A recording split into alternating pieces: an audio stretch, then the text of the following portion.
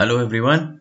Today our topic is about neurons can work together in reflex arcs. In the previous lesson we talked about nervous. We talked about nervous system and the parts of nervous system and how the process of transporting the impulses happen. So the objectives for our lesson today are to understand that neurons work together in a reflex arc, to understand that all reflex arcs are important for survival. Two more important things today we will talk about them are reflex action and reflex arc. We should know what's the meaning of each one of these two terms. Firstly, in the previous lesson we talked about neurons. We said neurons works together. So neurons act together in many complex ways to bring about the correct response to a stimulus. So the simplest type of response is called reflex action. Another explanation for reflex action is, for example, if you touch something hot or something sharp with your hand, so what will happen? You will pull your hand back. So this pulling your hand, this is action. So this, what do you mean by reflex action? You did the action in response to a stimulus. Now, okay, for example, when you touch something hot, the heat it's the stimulus. Why it's a stimulus? Because it will let you to pull your hand back. So reflex action, it's what? It's the simplest type of response. It's any response to external stimulus. Then this process, touching hot object, pulling back the hand, this the impulses, okay, it will be sent through neurons from your hand to brain, then back from your brain to the muscles. So this path, we call it reflex arc. So the nerve pathway involved in the reflex action is called reflex arc. So here, if you look at this drawing, here it shows your knee, muscle, nerves, and spinal cord. So here, as you can see, what do we have here? If you will follow this black lines, it's the path of the impulse. So the path of impulse, the nerve pathway involved in the reflex action is called reflex arc. So these black lines, this is what they mean by reflex arc. So again, reflex action, what do you mean by reflex action?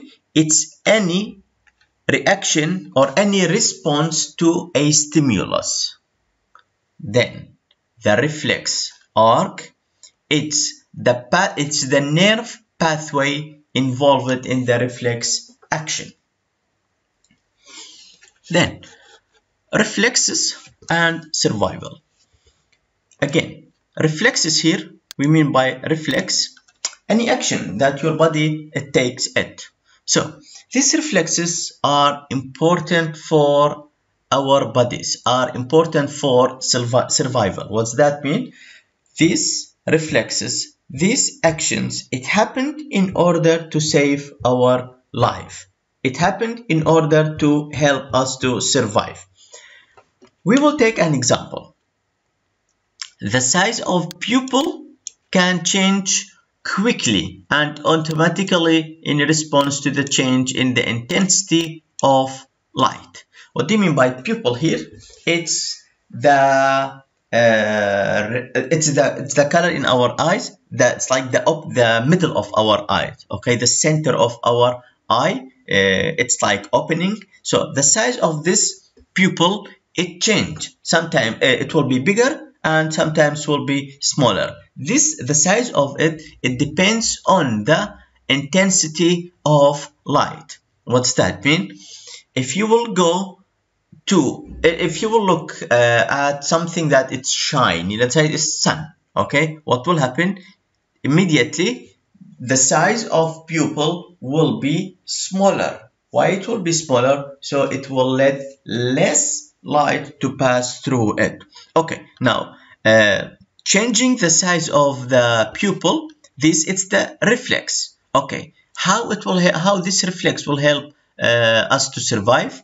Okay, it will prevent damage to the retina. Retina also, it's a part of eye that it helps us to see. Now these reflexes, how it's happening? They are involuntary action. What's that mean? What do you mean by a reflex is an involuntary action? It means it happened by itself. We cannot control it. Only some of the actions it's voluntary. Some of the actions are voluntary. Which one? The one that the brain is involved in initiating the action. For example, your muscles. Sometimes some of your muscles you can let it to work by, for example, sending a message from your brain to your muscle.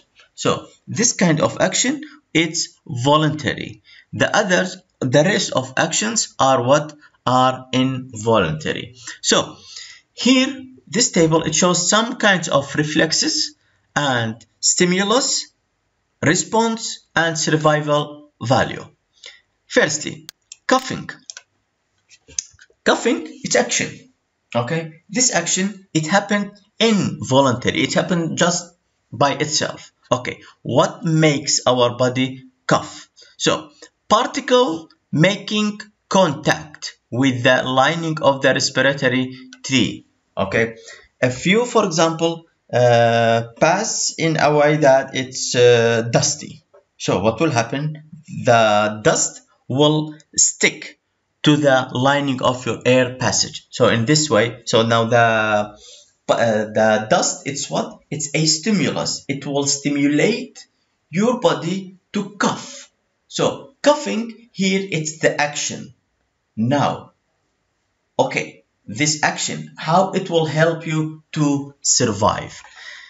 Prevents lungs being damaged or infected so that gas exchange remains efficient. So why you will cough, or coughing, how it will help you to survive? So when you will cough, you will release all the dust, for example, out of your air passage. So in this way, you will ensure that the gas exchange is happening efficiently. And the rest, it's and these are another examples. It's the same thing. Pupil reflex, as we just explained. The stimulus, it's the light. The response, how it will respond. Contractions of the circular muscles of the iris. Okay, and why it's important? It prevents bleaching of the retina so that vision remains clear. And the same thing for the other two examples. Questions. Question number 1. The diagram opposite shows the road taken by nerve impulses to bring about the knee-jerk reflex. Here, this drawing or this diagram, it shows the reflex action with reflex arc. Okay, the reflex action and reflex arc. We will see how the action will be taken. It's like what will happen, so the action will take place. Now, A. Name the structure tapped by the hammer. How does this set of reflex action? Here, as you can see, here it's a knee, okay? And here we have a hammer, and how this process, all of it will happen. It will start by hitting this part of knee by a hammer. The question says, what is the name of this part? This part, we called it patellar tendon.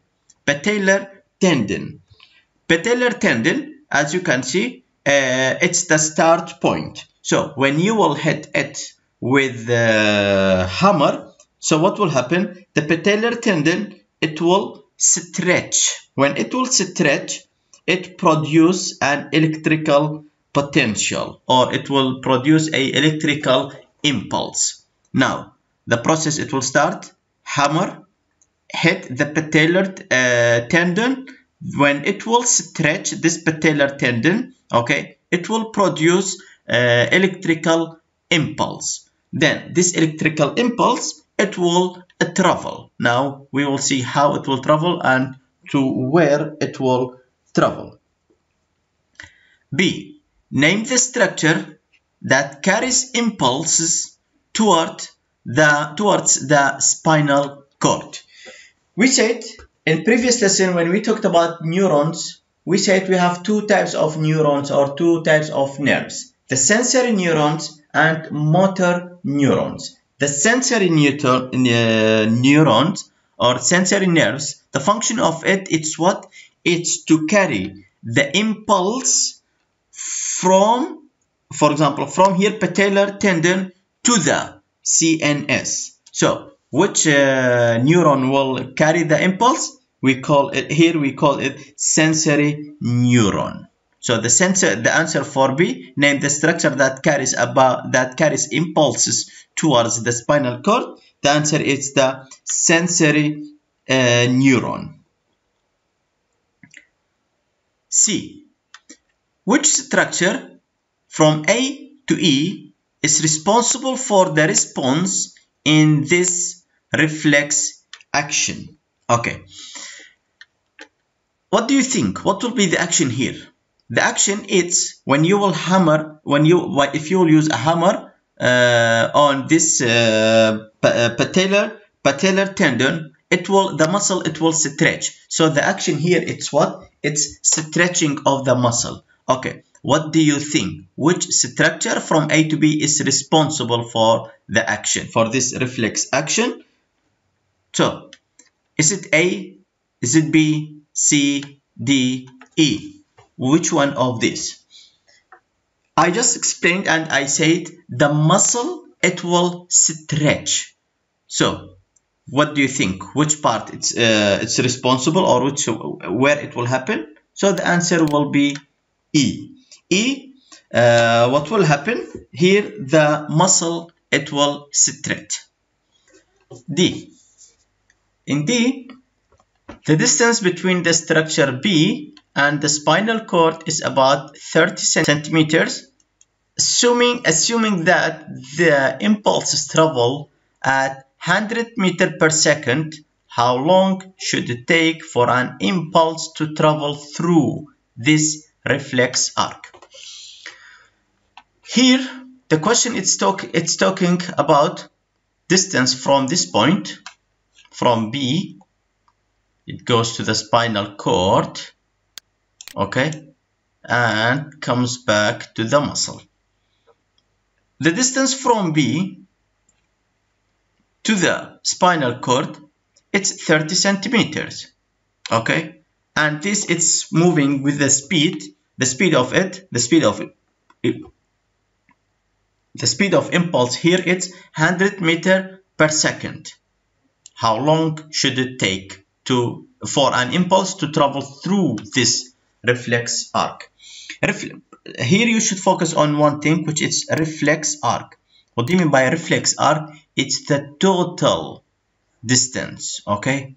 Here in the question they say the distance from B to spinal cord, it's 30 centimeters. But here it says for the reflex arc. When they will say for the reflex arc, it's not only from B to spinal cord. No, a reflex arc, it means from B to spinal cord and back from spinal cord to the for example, to the organ, which is here muscle. Okay, as we know, how to solve this one? They ask us to find the time, but they gave us what? They gave us speed. How much its speed?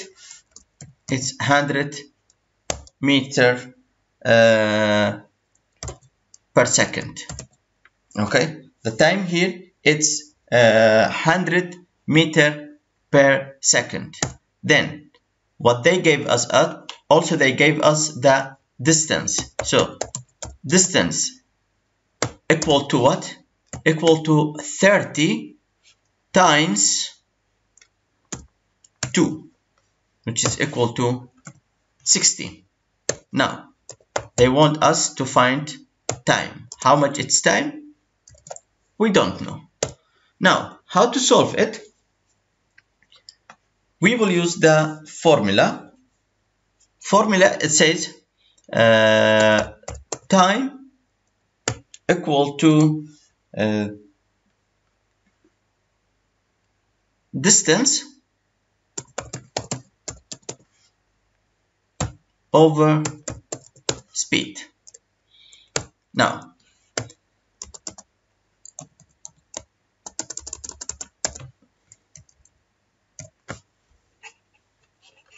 one more thing here, it's distance 60 centimeters. Now if you will focus on the units to start solving the units, it should be the same. Here, what is the unit for the distance? It's centimeter. And here, what is the unit for distance? It's meter. So here we cannot start solving.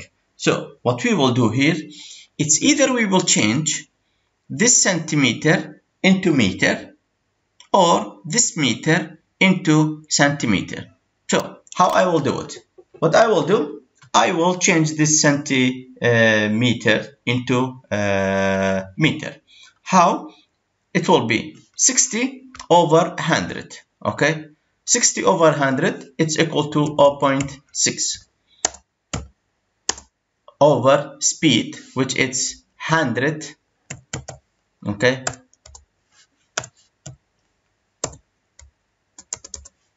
now the answer will be 6 over 100. It will be 0.006 second.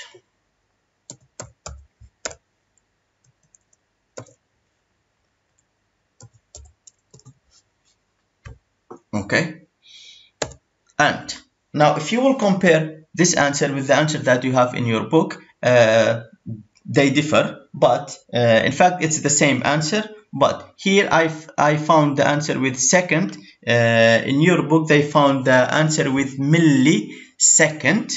Okay, because why they chose millisecond? Because the impulses are so fast, so they should use it with millisecond. So now if we want to convert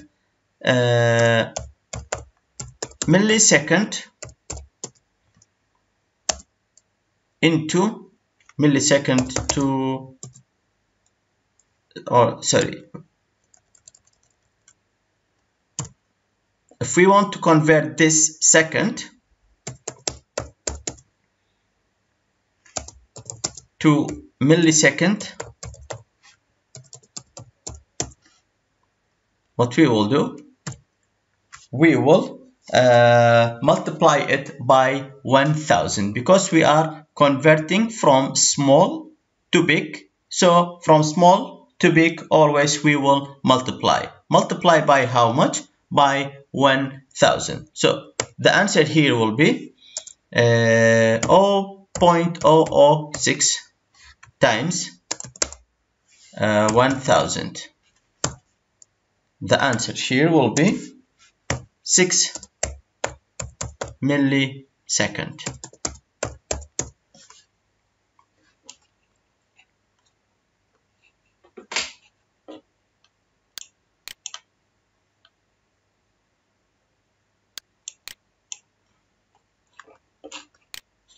E. Careful measurement suggests that the actual time taken for the impulse to travel through this arc is 2 or 3 times this value. Can you explain why? Here we found the time that the nerve it took to travel, but it says careful measurement, it suggests that the time it took, it's 2 or 3 times this value. Can you explain why? Okay.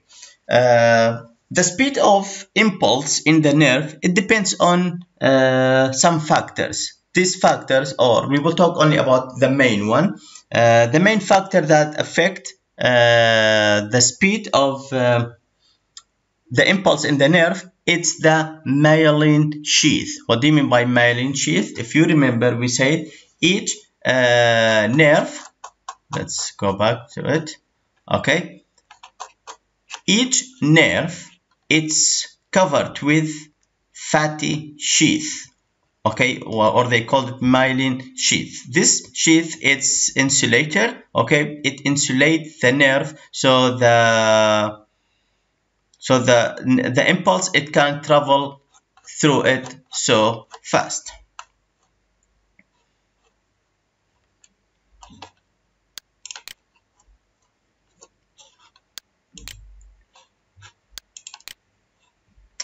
Here, this diagram, it shows how the reflex action it happened. The diagram, it's so easy. Just you have to follow the steps. The steps are what? Firstly, here, number 1, receptor. Okay, what do you mean by receptor? It's any cell in your body. A cell or an organ that receives a stimulus and converts it into electrical impulse. Here, this cell in your hand, we called it a receptor. It will what? It will receive a stimulus. What is the stimulus here? It's the nail. Okay, the sharp end of nail. So the sharp end of nail, it's a stimulus. Your cell will receive this stimulus. When it will receive it, it will convert it into electrical impulse. After electrical impulse, what will happen? Follow the brown line. Here, it's what? It's the sensory neuron. Okay, so this sensory neuron, it's taking the stimulus to where? To the central nervous system. So number 2, sensory neuron. Sensory neuron, it carries impulses from receptor to the CNS, or central nervous system. Now, after central nervous system, what will happen? We will have another neuron. Okay, now we call it what? Connector. Okay, here, as you can see, we have the it connect between the sensory neuron. Okay, connector or relay neuron carries impulses slowly across the spinal cord. It doesn't have myelin sheath, no myelin sheath. This gives time for the action to be modified by impulses. So because there is no myelin sheath here, so it will have enough time to take to process the impulse and give an action. Okay. Number 4, the blue one. The blue one, we call it what? Motor neuron. Motor neuron, it carries impulses from where? From CNS to effector. What do you mean by effector here? It's the organ. The last part, the effector. Okay, as if you will follow now this motor neuron, it's going to where? It's going to the effector. What's the effector here? It's the body organ, the structure that carries out an action, which it's a muscle here. So what will happen to the muscle? The muscle, it will contract, and then when it will contract, it will pull your hand back. So this, it's everything about neurons, how neurons it works. I hope everything was clear. I hope you get benefit from this lesson. I want from all of you to write a comment on the YouTube channel, just on the video, I mean, just to make sure everyone received the video and everyone he watched the video. So thank you and have a good day.